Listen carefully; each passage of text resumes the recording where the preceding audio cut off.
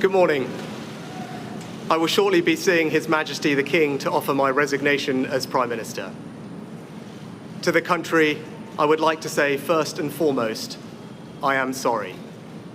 I have given this job my all, but you have sent a clear signal that the government of the United Kingdom must change, and yours is the only judgment that matters.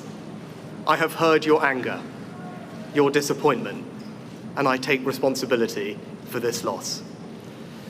To all the Conservative candidates and campaigners who worked tirelessly but without success, I am sorry that we could not deliver what your efforts deserved.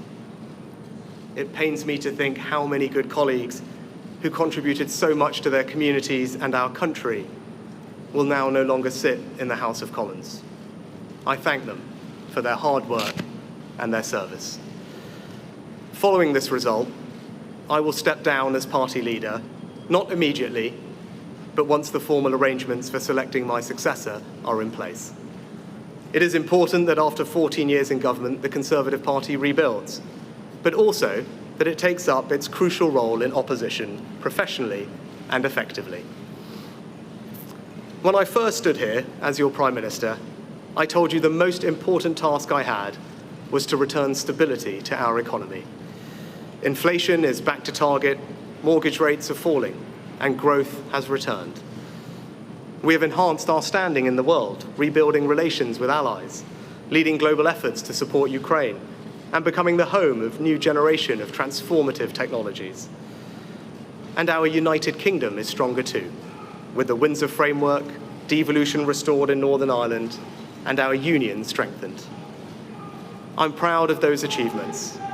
I believe this country is safer, stronger, and more secure than it was 20 months ago.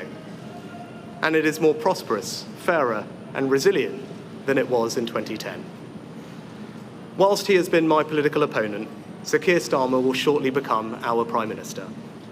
In this job, his successors will be all our successors, and I wish him and his family well.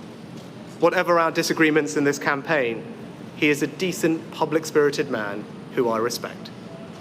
He and his family deserve the very best of our understanding as they make the huge transition to their new lives behind this door, and as he grapples with this most demanding of jobs in an increasingly unstable world.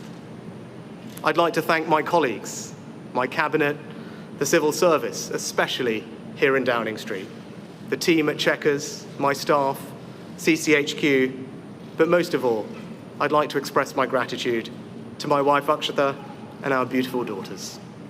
I can never thank them enough for the sacrifices they have made so that I might serve our country. One of the most remarkable things about Britain is just how unremarkable it is that 2 generations after my grandparents came here with little, I could become Prime Minister, and that I could watch my 2 young daughters light Diwali candles on the steps in Downing Street. We must hold true to that idea of who we are, that vision of kindness, decency, and tolerance that has always been the British way. This is a difficult day, at the end of a number of difficult days. But I leave this job honoured to have been your Prime Minister. This is the best country in the world, and it is thanks entirely to you, the British people, the true source of all our achievements, our strengths, and our greatness. Thank you.